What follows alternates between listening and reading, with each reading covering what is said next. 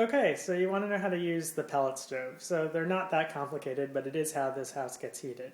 So let's take a look. Here's the pellet stove. Okay, it's the most popular model in America, so there's lots of instructions online on it for it. But it's fairly easy. If you look at the top here, there's these two clips. You just open and turn it.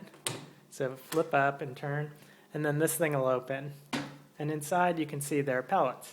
Pellets are just little wood chips, and they come in this bag like over here, right? And there's plenty of those in the back room, and I'll show you how to get there.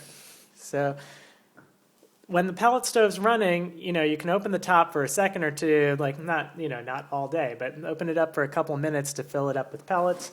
You'll notice that they'll settle down into here as the stove runs. If you have it on the lowest setting, one, which is sufficient when it's chilly outside but not freezing, it can last maybe about 8 or so hours on one full load. So typically I end up putting pellets in at night and in the morning. So let's see where these pellets live. Oh, well, by the way, there's also a door on the front of the stove, right? You basically should never open this because that's where the fire goes, and you don't need to access that. If you're at the cabin for a really long period of time, yeah, you should let the stove do its shutdown by pressing off and waiting. It takes about half an hour. Let it cool down and then vacuum it out. There's a little miniature vacuum cleaner here in the bedroom closet, which you'll see. And there it is. Not this guy, but this guy can be used to vacuum out the little shop vac when you let the stove cool. Don't do it while it's hot. The poor little shop vac will melt. So back to the pellet stove here.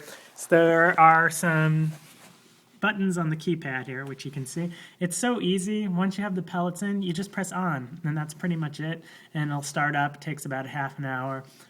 Heat range, this set of buttons here, this is the 1 through 10. 1 is really sufficient unless it's really cold outside. Blower is just how hard the fan is blowing. It doesn't really matter what you put that on. I typically leave it around 5. That keeps the air moving in the house. But if you have heat range set about 1, then your pellets should last you about 8 hours. You can fill it once in the morning, once at night. So where are the pellets? Okay, let's go back through the laundry room and into the bathroom. And then you see we're in the back set of rooms here in the house. And I have stacks and stacks of pellets here. Okay, so should be pretty easy.